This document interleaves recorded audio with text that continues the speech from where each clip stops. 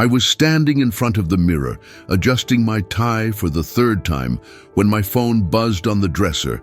Just a text. I almost ignored it. My daughter Jessica was expecting me for dinner in 20 minutes, and I didn't want to be late. Not tonight. This was supposed to be our fresh start, you know, after 2 years of distance, of cancelled plans and awkward phone calls that lasted barely 5 minutes. She wanted to see me, really see me. My hands were actually shaking as I reached for my jacket. Pathetic, right? A 72-year-old man, nervous about dinner with his own daughter. But when you've spent 2 years eating alone in a house that's too big and too quiet, when the only voices you hear are from the TV, you get desperate for connection, any connection. But then I glanced at my phone. The message was from David, my lawyer. 9 words. That's all it took to stop my heart. Don't go. I just saw the papers she filed. My stomach dropped. Papers? What papers? I stared at those 9 words until they blurred, my mind racing through possibilities, each one worse than the last. My fingers fumbled as I called him back, and when David answered, his voice had that edge, that lawyer edge that means you're about to hear something that'll change everything. "Arthur," he said, and I could hear him shuffling papers in the background. "Arthur, listen to me very carefully. Do not go to that dinner. I just got an emergency notification from the court. Your daughter, Jessica, filed a petition this afternoon. She's trying to have you declared mentally incompetent." The room tilted.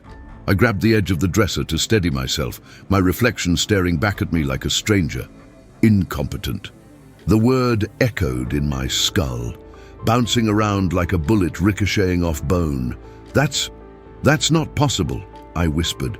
But even as I said it, something cold and sharp was forming in my chest. A realization. All those recent visits, all those concerned phone calls, the way Jessica and her husband Ben had suddenly reappeared in my life after months of silence. Oh God, they'd been planning this. "David," I said, my voice steadier now, harder, "tell me everything. Tell me exactly what they're trying to do." And what he told me in the next 60 seconds made my blood run cold. Because this wasn't just a legal filing, this was a trap. And that dinner, that beautiful, hopeful dinner I'd been so excited about, it was the final piece of their plan to take everything I had. You want to know how I became the perfect target? Let me paint you a picture. 2 years ago, my wife Martha died. Pancreatic cancer, 6 months from diagnosis to the end. And when she went, she took all the noise with her, all the warmth, all the life. Suddenly, this house, this beautiful 4-bedroom colonial that we'd filled with 30 years of memories, became a mausoleum. I'd walk through rooms and hear my own footsteps echoing, and I swear to God, sometimes I'd talk out loud just to break the silence. "Coffee's ready, Martha. Think I'll watch the game tonight." Pathetic conversations with ghosts. My daughter Jessica came to the funeral, of course. Cried in all the right places, held my hand during the service, but within a week, she was gone again. Back to her life 2 hours away with Ben and the kids, and I got it. You know, she had her own family, her own problems. I didn't want to be a burden. But then, 6 months after Martha died, I sold my company. It was a manufacturing business, industrial parts, nothing glamorous, but I'd built it from nothing over 40 years, poured everything into it. And when a private equity firm came knocking with an offer, I took it. $8 million. Can you imagine? Me, a kid who grew up in a 2-bedroom apartment in Queens, suddenly sitting on $8 million. I thought, God, I actually thought this would change things. I thought maybe Jessica would be proud. Maybe she'd want to celebrate with her old man. I called her the day the deal closed, practically vibrating with excitement. You know what she said? "That's great, Dad. Really great. Listen, I gotta run. Ben's calling me. We'll talk soon, okay?" Click. That soon turned into 3 months of unreturned calls and text messages that got one-word replies. Busy. Later. Can't. And I sat in this empty house with $8 million in the bank and nobody to share it with. The irony wasn't lost on me. I'd spent 40 years building something, thinking I was securing my family's future. But what's the point of security when you're alone? I'd eat dinner at 6:30 every night. Same time Martha and I always ate, except now it was just me at a table set for one, watching the evening news, trying not to notice the empty chair across from me. I'd see photos of my grandkids on Facebook. Jessica would post them constantly, and I'd zoom in on their faces, trying to memorize how much they'd grown since I'd last seen them. 8 months. It had been 8 months since I'd held those kids, and every time I suggested visiting, there was always a reason why it wasn't a good time. Soccer practice, dance recitals, Ben's work schedule. I started to wonder if maybe I'd done something wrong. Maybe I'd been a terrible father and just never realized it. Maybe Martha had been the glue, and without her I was just irrelevant. But here's what I didn't know then. What I couldn't have possibly imagined. My loneliness, my vulnerability, my desperate need for connection. These weren't just sad facts of my life. To my daughter and her husband, they were opportunities. About a month ago, everything changed. And I mean everything. My phone rang on a Tuesday morning. I remember because Tuesdays were trash day, and I was dragging the bin to the curb when I heard it buzzing in my pocket. Jessica. My heart actually jumped. I answered so fast I nearly dropped the damn thing. "Dad, hey!" Her voice was bright, cheerful, like we talked every day. "I was just thinking about you. How are you doing? Like, really doing?" I stood there in my driveway, confused but thrilled, telling her about my week, about the book I was reading, about how I'd finally fixed that leaky faucet in the guest bathroom. And she listened, actually listened, asked follow-up questions, laughed at my stupid jokes. When we hung up 20 minutes later, I walked back inside feeling like I was floating. My daughter called just to check on me, just because she cared. Then it happened again 3 days later and 4 days after that. Suddenly, Jessica was a constant presence in my life again. But looking back now, God, how did I miss it? The questions were always the same.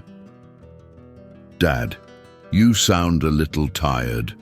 Are you sleeping okay? Did you remember to pay your electric bill? I worry about you forgetting stuff like that. You called me Jennifer yesterday. You know that's not my name, right? Are you feeling okay?"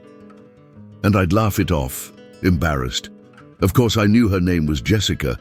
I must have just had someone else on my mind. The electric bill.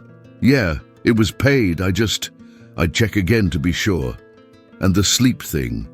Well, I was 72. Who sleeps great at 72? But she was concerned, and that felt good.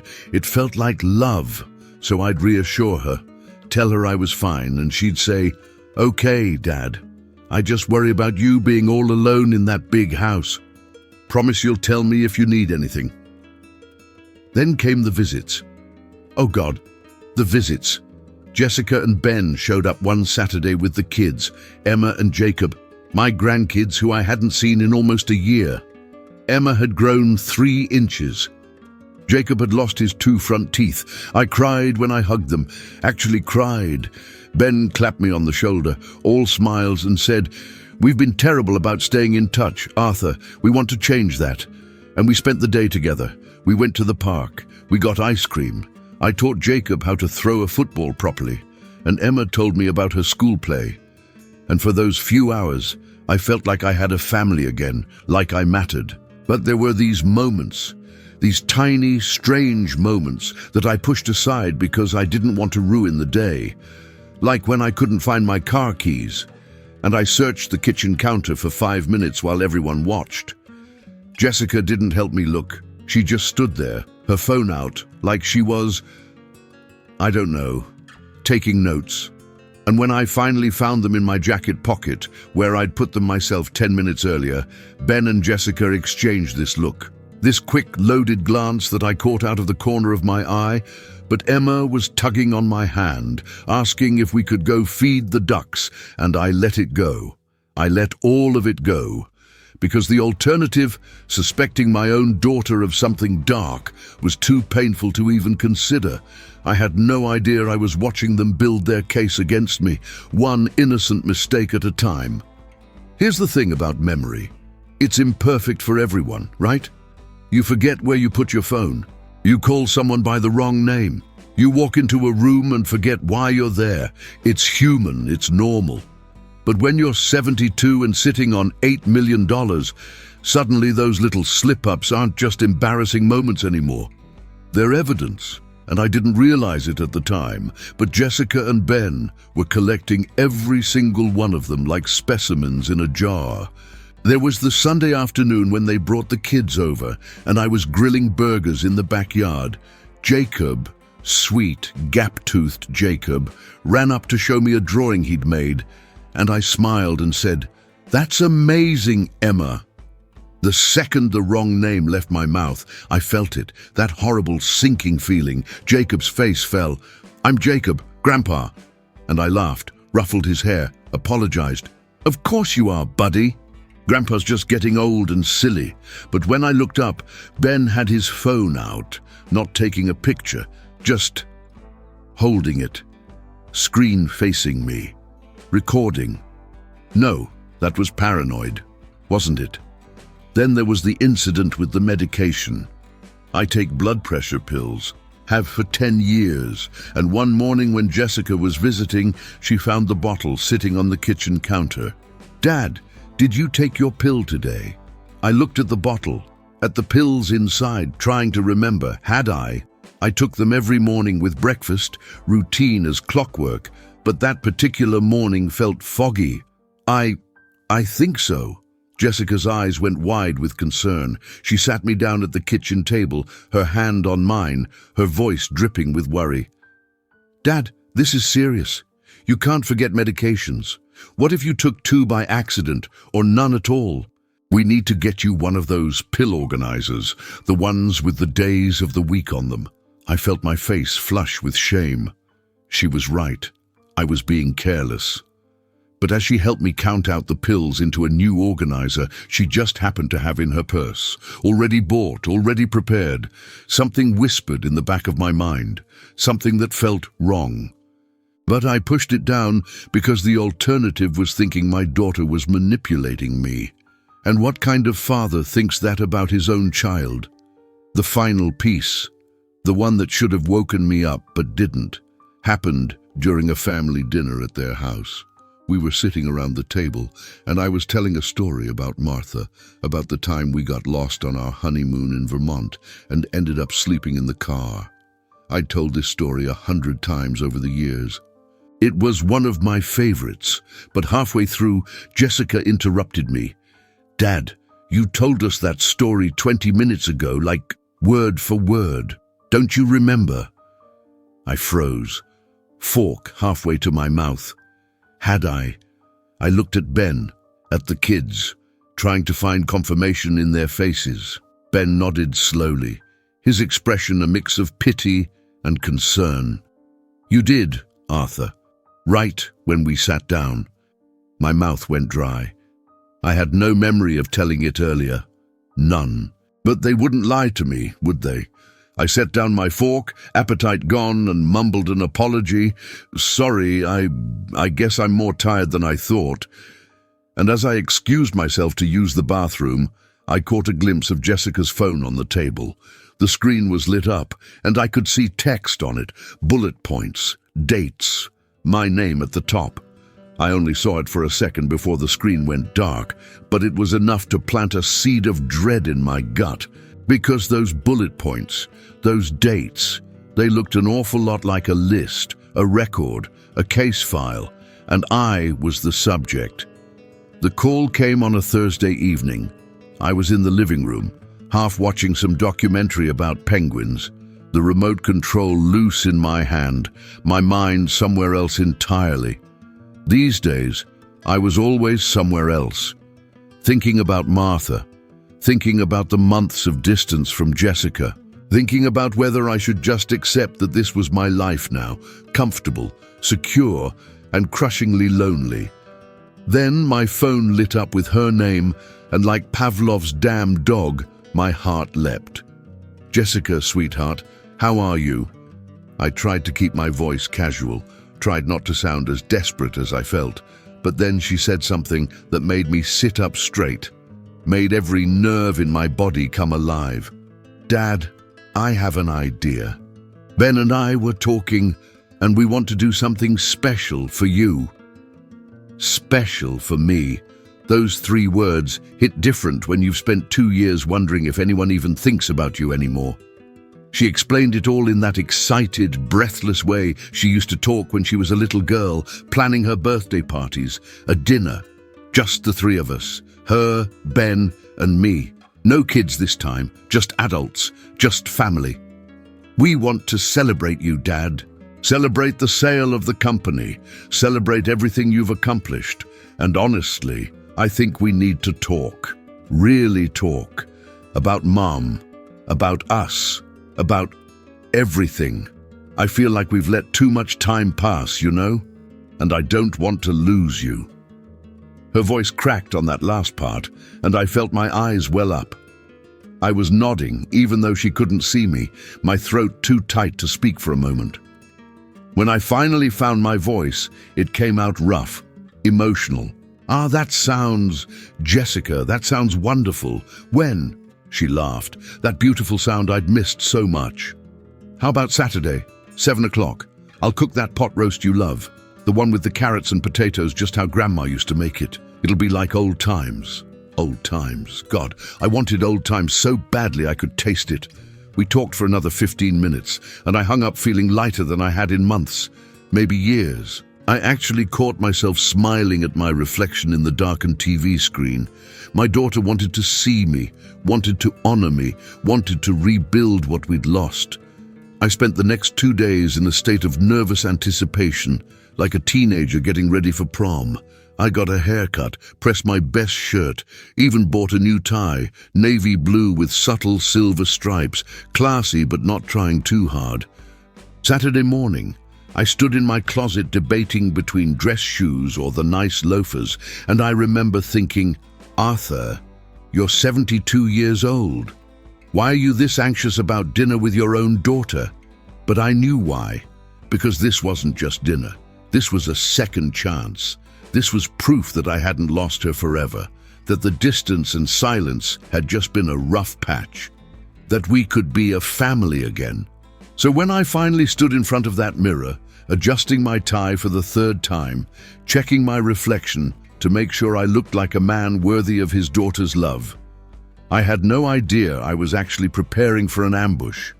I had no idea that the pot roast was bait, that the promise of reconciliation was a lie, and that the woman I'd raised, the little girl I'd taught to ride a bike and helped with homework and walk down the aisle, she was about to try to destroy me. David's office smelled like leather and old coffee, and I was sitting in one of those expensive chairs that's supposed to be comfortable but just makes you feel small. My hands were shaking, actually trembling like I had Parkinson's or something, as David slid a stack of papers across his mahogany desk. "Arthur, I need you to read this carefully, all of it." His voice was gentle, the way you'd talk to someone standing on a ledge. And maybe I was. Maybe this was my ledge. The header at the top of the first page read, "Emergency petition for appointment of conservator and guardian." Conservator, guardian, words you use for children, for people who can't take care of themselves, for the incompetent. I scanned down the page, my vision blurring, and then I saw my name. Arthur James Morrison, age 72, is suffering from cognitive decline and is no longer capable of managing his financial affairs or making sound decisions regarding his health and welfare. I read that sentence 3 times, then 4. Each time, it felt like a punch to the gut. But it was the next section that really broke me. Evidence of incapacity. They'd listed everything. Every single thing. On October 3rd, subject forgot where he placed his car keys, searching for over 5 minutes before locating them in an obvious location. On October 10th, Subject called his grandson by his granddaughter's name, demonstrating confusion regarding close family members. On October 17th, subject could not recall whether he had taken his prescribed medication, showing dangerous memory lapses regarding essential health routines. On October 24th, subject repeated the same story twice within a 20-minute period, showing no awareness of the repetition. They'd dated everything, documented everything, every moment of confusion, every small mistake, every perfectly normal senior moment. They'd written it down, time-stamped it, and turned it into proof that I was losing my mind. I looked up at David, my mouth dry. This is insane. These are normal things. Everyone forgets where they put their keys. Everyone... Keep reading, David said quietly, and there was something in his tone that made my blood run cold. I flipped to the next page, and there they were, sworn declarations, legal statements signed under penalty of perjury. D.Z. Jessica Marie Morrison Crawford, declare under penalty of perjury that the following is true and correct. My father, Arthur Morrison, has shown significant and alarming cognitive decline over the past 6 months. I have personally witnessed him become confused, forgetful, and at times unable to recognize his own grandchildren. I fear for his safety and well-being. He is vulnerable to exploitation and is not capable of managing his substantial assets responsibly. It is my belief, based on my observations as his daughter and primary family contact, that he requires immediate intervention. And below that, Ben's signature on an identical declaration. My son-in-law, who I'd welcomed into my family, who I'd helped with the down payment on their house 8 years ago. The words swam on the page. Vulnerable to exploitation, not capable, immediate intervention. These were lies, calculated, documented, notarized lies. And they were using my loneliness, my grief, my desperate need for connection against me. I looked at David and I could feel something shifting inside my chest. Not sadness anymore, not hurt, something harder, something colder. What do they get if this goes through? I asked, my voice barely above a whisper. David's jaw tightened. Everything, Arthur. They get control of everything. Your house, your investments, your bank accounts, all $8 million. They'd make every decision for you. Where you live, how you spend your money, who you see. You'd essentially become a legal child again. And there's one more thing. He paused, and I could see him choosing his words carefully. There's a hearing scheduled for Monday morning. Emergency status. The judge will review this petition and, if he finds sufficient evidence, could grant temporary conservatorship on the spot. Monday, 2 days away. I felt the room spinning. But that dinner, the dinner's tonight, Saturday. Why would they? And then it hit me. Oh God, it all made sense now. David leaned forward, his elbows on the desk, his eyes locked on mine with an intensity that made my skin prickle. Arthur, that dinner tonight, it's not a reconciliation. It's the final act. He tapped the petition with his finger, and I noticed his hand was clenched into a fist. Even my lawyer was angry. They've built their case over the past month. All these documented incidents, all these concerned observations. But here's the problem. Nothing they've listed is actually that damning. Any halfway decent judge is going to look at this and say, so what? He misplaced his keys. He mixed up his grandkids' names. That's not incompetence. That's being human. They need something bigger, something irrefutable, something that makes you look genuinely unstable. The air in the office felt too thick to breathe. I loosened my tie, my fingers fumbling with the knot I'd been so proud of an hour ago. What are you saying? I'm saying they were going to ambush you tonight. David pulled out his phone, scrolled through something, then turned the screen toward me. It was a copy of an email, forwarded from someone at the courthouse. This petition was filed at 4 p.m. yesterday, Friday afternoon. deliberately timed so that you wouldn't be served until Monday morning, right before the hearing. But here's what they didn't count on.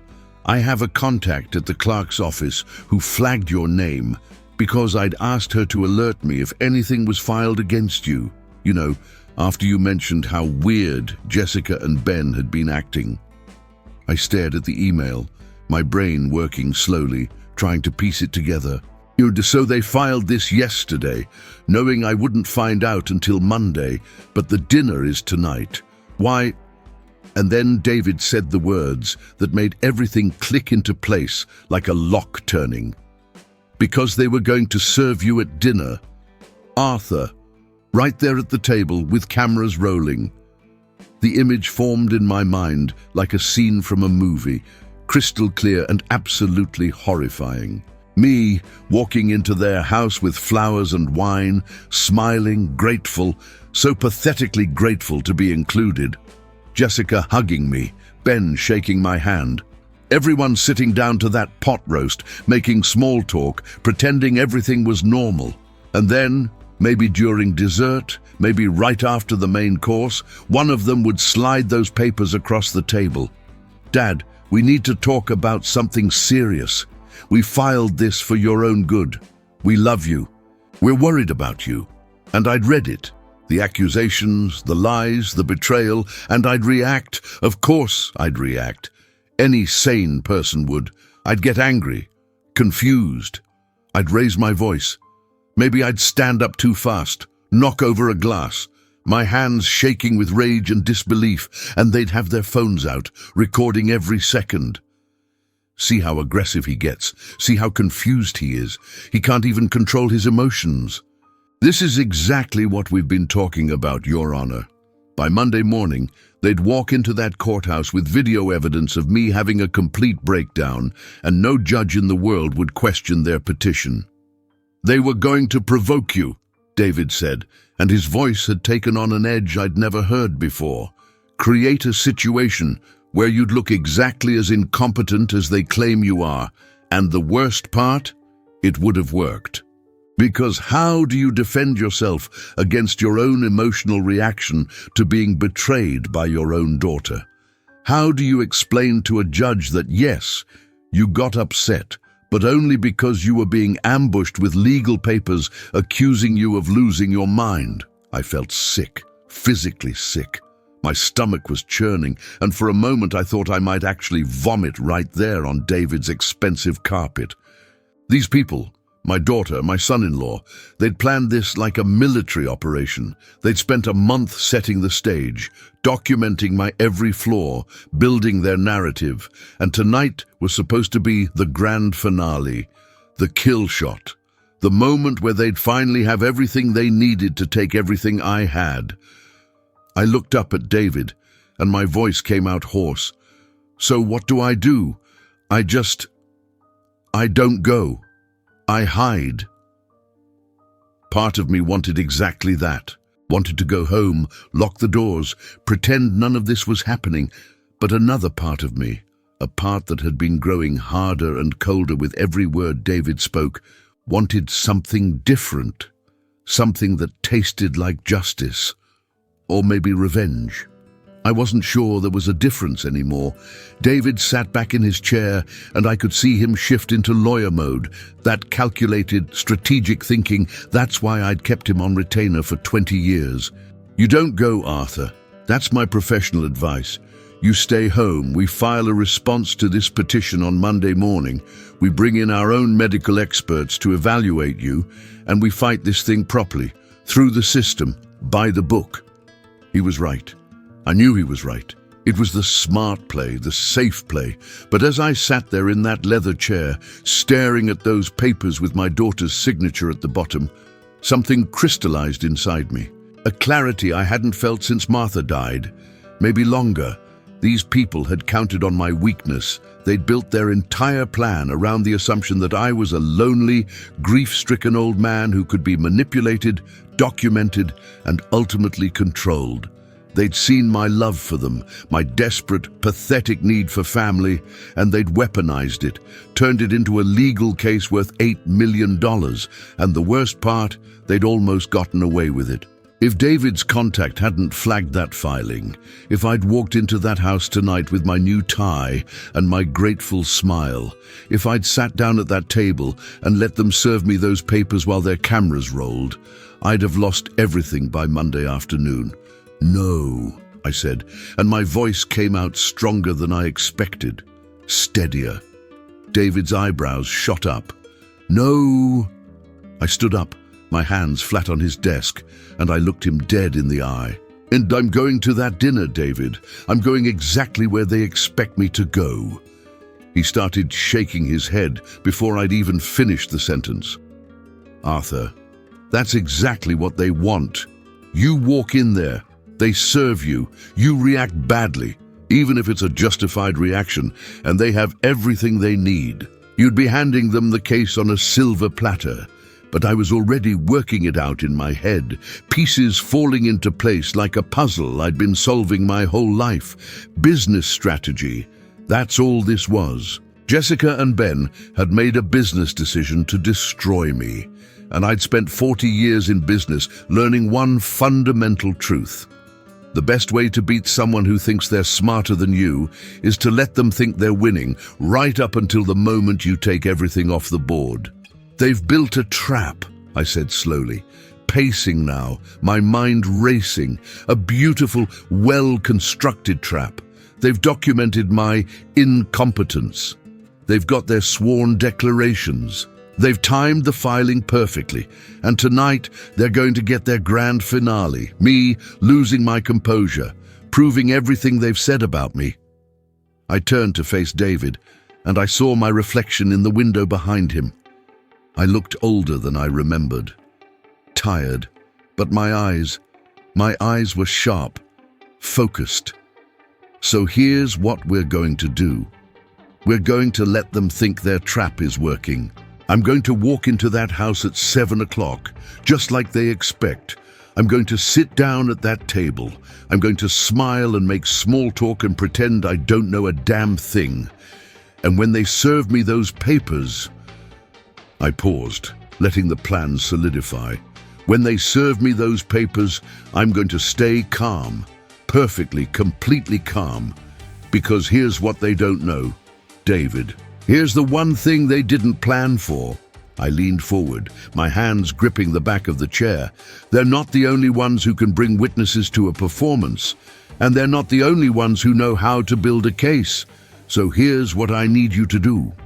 And for the next 30 minutes, David and I planned our own trap, one that would snap shut the moment Jessica and Ben thought they'd won. I pulled up to Jessica's house at 6:58 p.m., 2 minutes early. I sat in my car for those 2 minutes, hands on the steering wheel, watching the warm lights spilling out of their windows. From the outside, it looked perfect, cozy, like something out of a Norman Rockwell painting, a family home. Their cars were both in the driveway, Jessica's SUV and Ben's sedan. I wondered if they were inside right now, checking their phones, making sure their recording apps were ready, rehearsing their lines. Dad, we need to talk about something important. This is for your own good.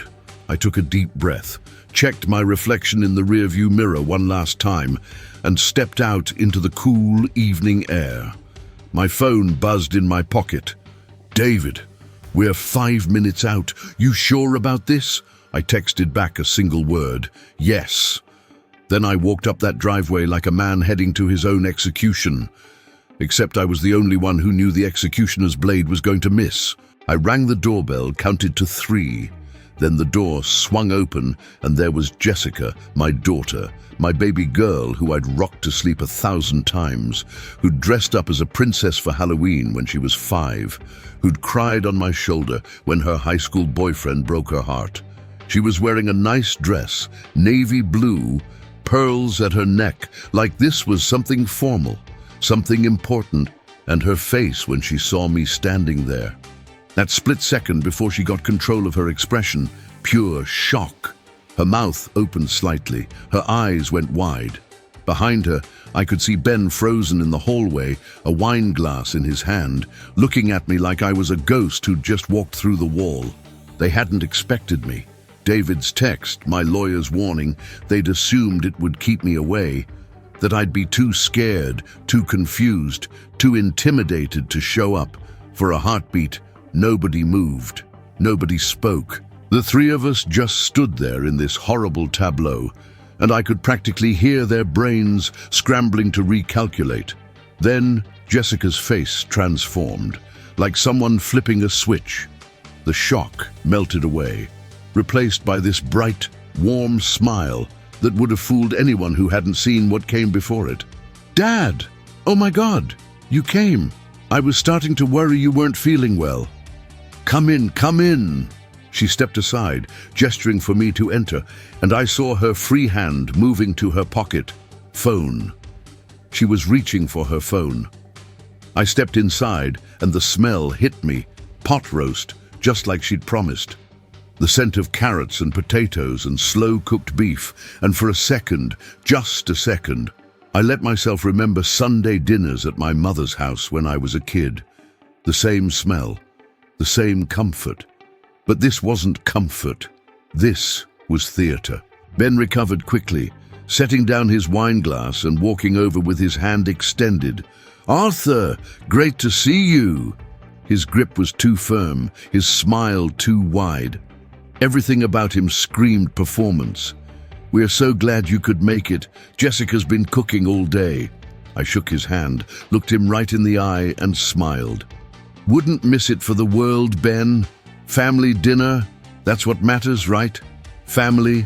I watched his jaw tighten just slightly, watched something flicker behind his eyes. Uncertainty. Good, let him wonder. Let them both wonder why I seemed so calm, so collected, so completely unbothered. Let them think maybe their lawyer friend got the timing wrong. Maybe I hadn't been served yet. Maybe I was just a clueless old man walking into their trap with a smile on my face. We moved into the dining room, and I saw the table set for 3. Candles, good china, a bottle of red wine already open and breathing. They'd gone all out, made this look like a celebration. I sat down in the chair Jessica indicated, and I could feel both of them watching me, studying me, trying to figure out what I knew and what I didn't. The air was thick with tension disguised as hospitality, and I thought to myself, the show's about to begin, and they have no idea they're not the only ones with a script. Jessica brought out the pot roast on her grandmother's old serving platter, the one Martha had given her when she got married. The irony of that wasn't lost on me. Using a gift from my dead wife to serve up my betrayal. She set it down in the center of the table with this flourish, like she was presenting a prize, and I watched Ben carve it with surgical precision. Thin, perfect slices. Everything about this dinner was perfect, calculated, rehearsed. They filled my plate, the best pieces of meat, extra potatoes, those caramelized carrots I'd always loved.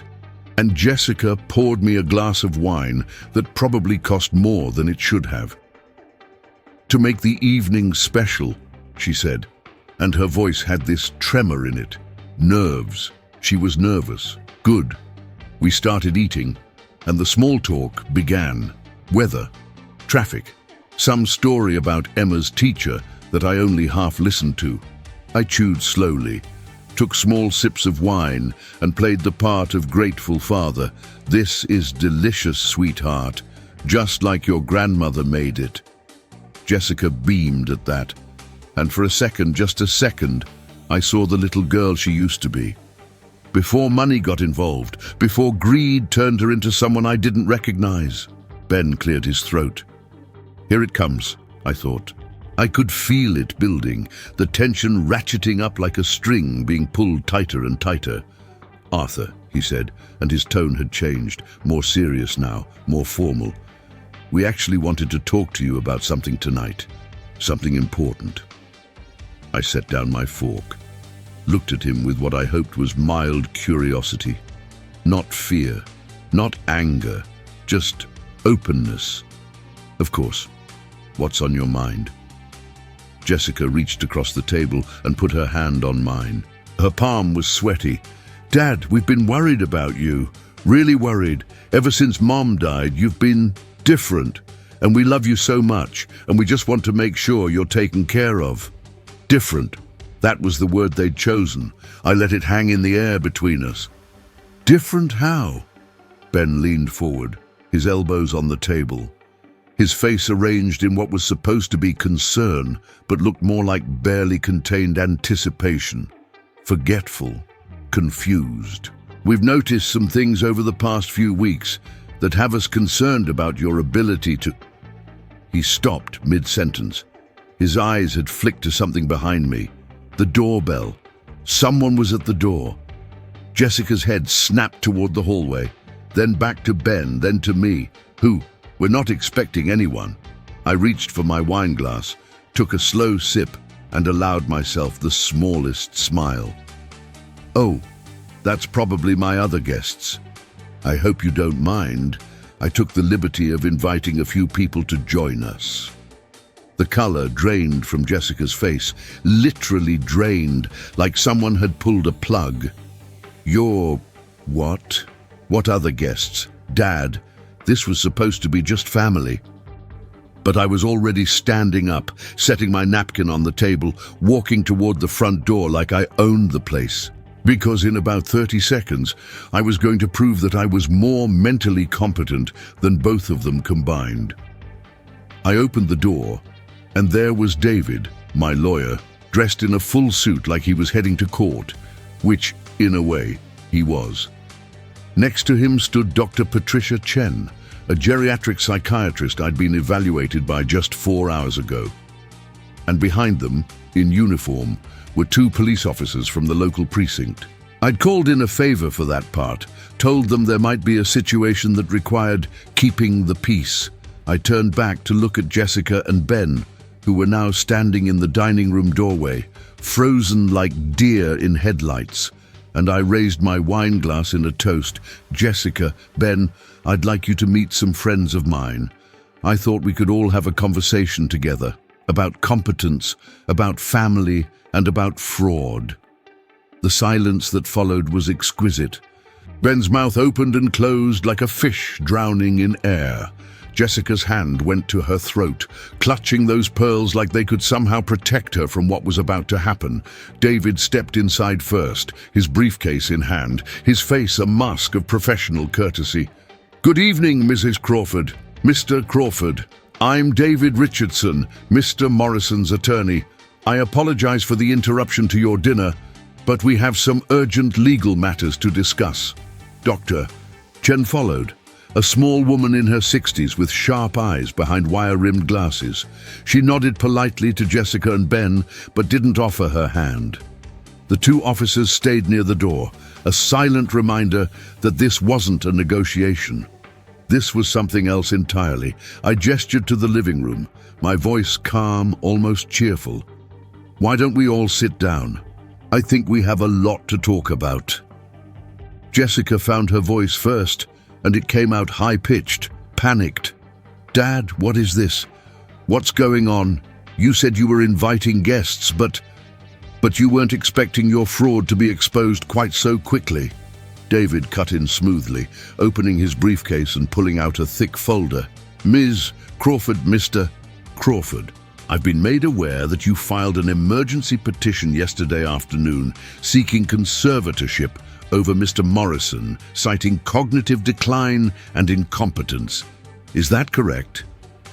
Ben's face had gone from pale to red, anger, embarrassment, fear, all of it mixing together into this ugly expression. "That petition is sealed. How did you..." "I have friends at the courthouse," David said simply. "Friends who alert me when someone tries to exploit my client. And that's what this is, isn't it?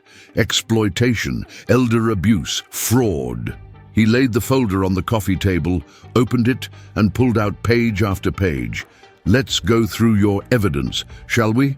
October 3rd, subject forgot where he placed his car keys. October 10th, subject confused grandchildren's names. October 17th, subject uncertain about medication. Shall I continue?" Jessica sat down heavily on the couch. and I saw her hands shaking. Good. Let her feel what I felt reading those words. Let her understand what it's like to be ambushed in a place that's supposed to be safe. Dr. Chen stepped forward, pulling out her own folder. Mr. Morrison came to see me this afternoon at Mr. Richardson's request. I conducted a comprehensive geriatric assessment, mini mental state examination, clock drawing test, verbal fluency tests, memory recall, problem-solving exercises. Mr. Morrison scored 29 out of 30 on the MMSE, which is well within normal range for his age.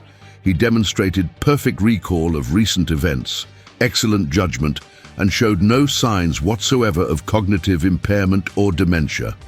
She looked directly at Jessica, and her voice was cold. In fact, I've reviewed the incidents you documented in your petition, and every single one falls well within normal aging parameters. Misplacing keys, normal. Occasionally mixing up similar names, normal. Forgetting whether you've taken a pill on one isolated occasion, normal. None of this constitutes evidence of incompetence. What it does constitute is a daughter who appears to be manufacturing a case for financial gain. Ben finally found his courage, standing up and pointing at David. This is insane. We filed that petition out of genuine concern for Arthur's well-being. We love him. We're trying to protect him. Protect him from what? I asked quietly, and all eyes turned to me. I was still standing, still holding my wine glass, and I'd never felt more in control in my life. Protect me from managing my own money? Protect me from making my own decisions? Or protect yourselves from the possibility that I might spend my $8 million on something other than you? Jessica's eyes filled with tears. Real tears, I think. Dad, that's not fair. We've been worried sick about you, living alone in that house, no one to look after you.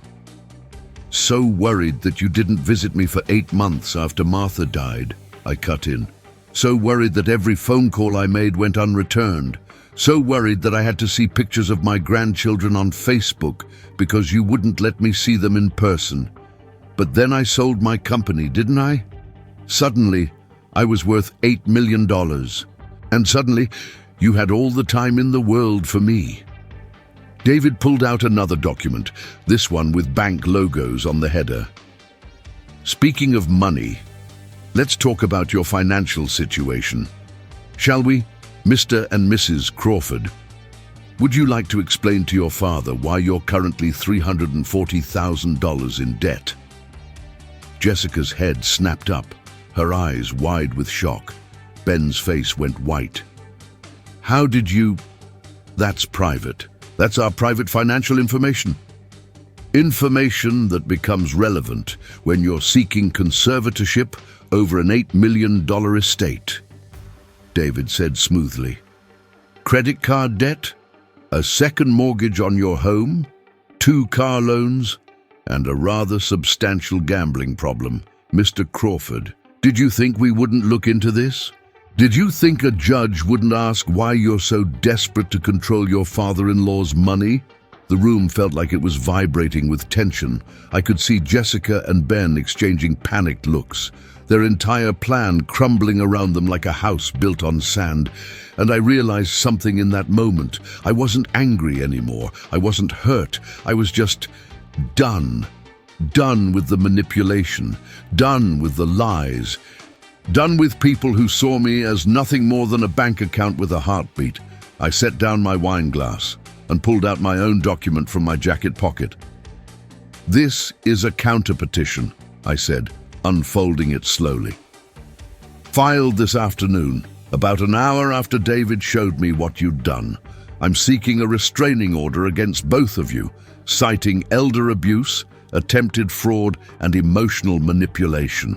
I'm also formally contesting your petition for conservatorship and requesting that you be investigated for filing false legal documents. Jessica stood up, her face crumpling. Dad, please, we can fix this. We can talk about this. I'm your daughter. You were my daughter, I said, and my voice didn't waver. The woman I raised, the woman I loved, she wouldn't have done this. She wouldn't have spent a month documenting my every mistake so she could steal my life from me. She wouldn't have invited me to dinner just to serve me legal papers and record my breakdown. You're not that woman anymore, Jessica. I don't know who you are now, but you're not my daughter. The silence that followed felt like a physical thing, pressing down on all of us.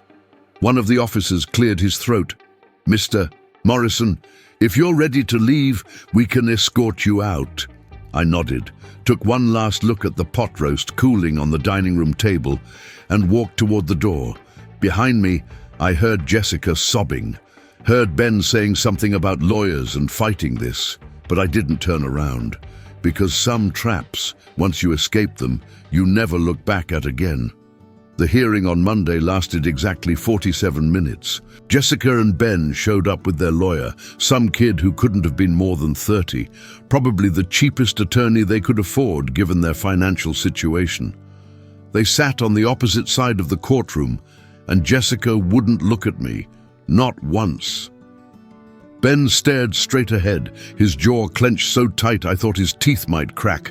Their lawyer tried to argue that the petition was filed in good faith, that they had legitimate concerns about my well-being, that the timing of my counter-petition proved I was being manipulated by my own attorney.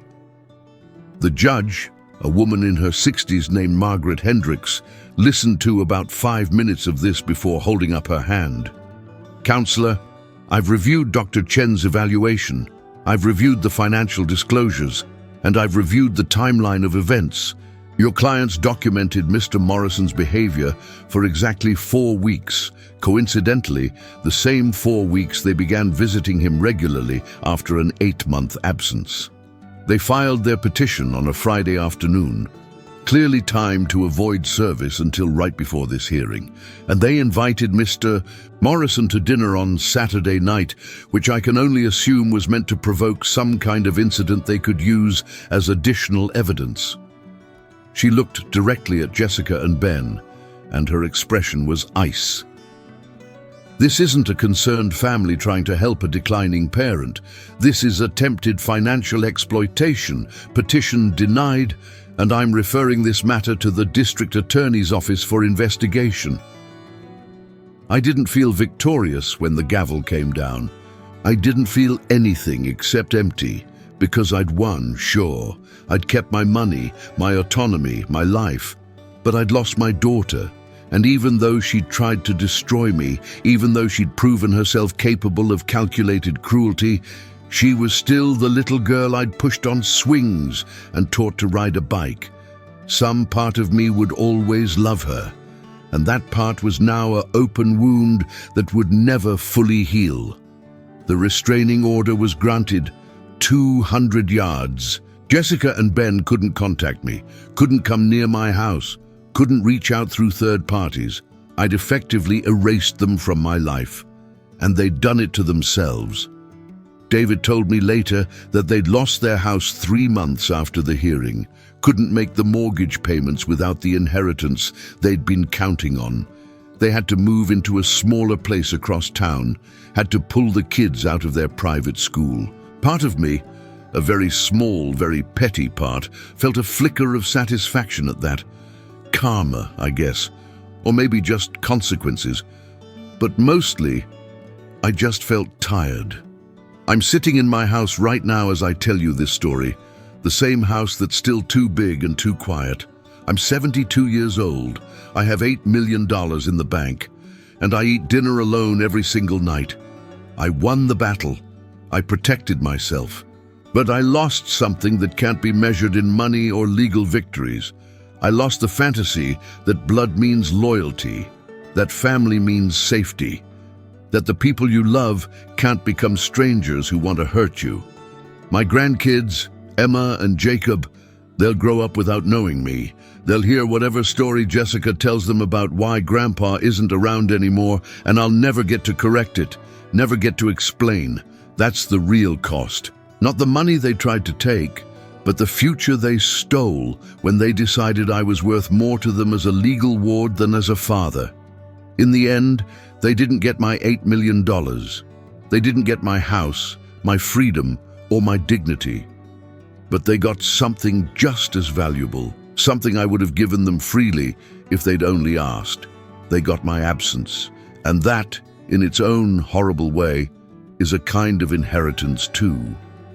You know what's funny? After everything that happened, I still set the table for two sometimes. Force of habit from 30 years of marriage.